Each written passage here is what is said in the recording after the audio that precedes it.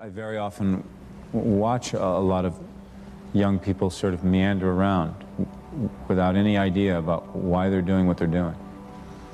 I mean, to want and to be ambitious and to want to be successful is not enough. That's just desire. To know what you want, to understand why you're doing it, to dedicate every breath in your body to achieve. If you feel you have something to give, if you feel that your particular talent is worth developing, is worth caring for, then there's nothing you can't achieve. Do something you're very passionate about. People say you have to have a lot of passion for what you're doing, and it's totally true. And the reason is because it's so hard that if you don't, any rational person would give up. It's really hard, and you have to do it over a sustained period of time. So if you don't love it, if you're not having fun doing it and you don't really love it, you're going to give up. So how do you start a business with no money under the worst conditions that your backer doesn't want to give you a dime? What do? Get ready for a lot of rejection, and at the same exact time, do the things others don't want to do. Do what's necessary, do what it takes, no matter what it is, and try not to hurt anybody along the way. I worked 24 hours a day, 7 days a week. That's what I cared about. I cared about solving problems, being successful. Anytime an obstacle presented itself, I used it to my advantage, made it work. And I never heard the word no. If I heard the word no, it meant maybe. Then I made maybe yes. Take what you've got. Your assets are your energy. Your assets are your willingness to just not be told no. The harder it is, the tougher it is, the bigger the challenge to get in, the bigger the opportunity behind. The opportunities behind are endless. I really, really believe in getting rich. I believe in people creating wealth for themselves. Develop the habits. You've got the brain power, you've got the energy, but develop the habits of success. If you know exactly what you want to be, you need to spend as much time with people that are actually that already.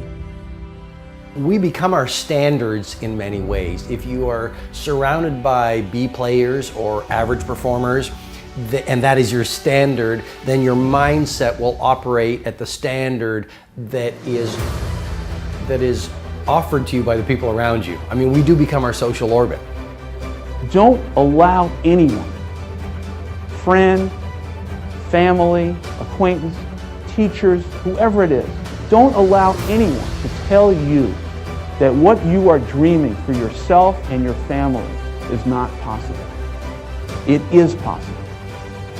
Don't be one of those people 20 years from now are going to be walking around in a 9-to-5 job, miserable and angry and bitter.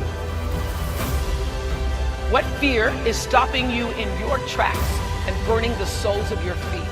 What if conquering that fear, whatever it is, that keeps you from being what the Creator intended for you? What if you could unleash everything great in your life? Would you do it?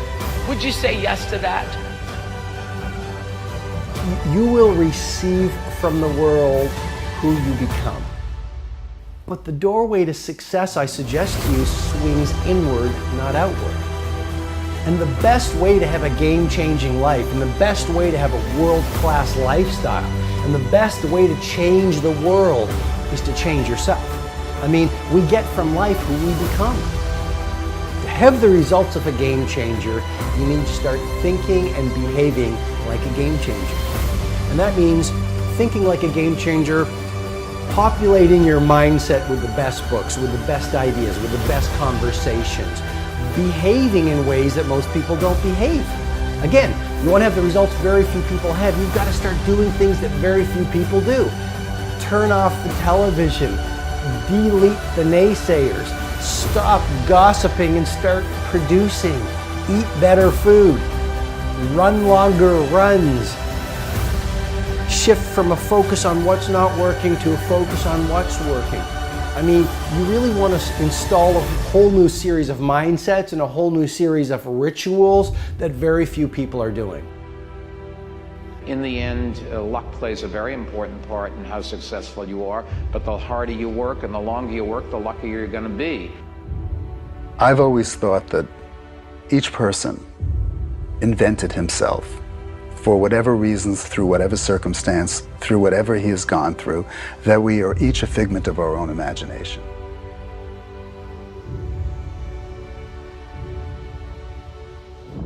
Things that we have to do as we're pursuing our dreams and our goals is that we have to know that failure is not an option.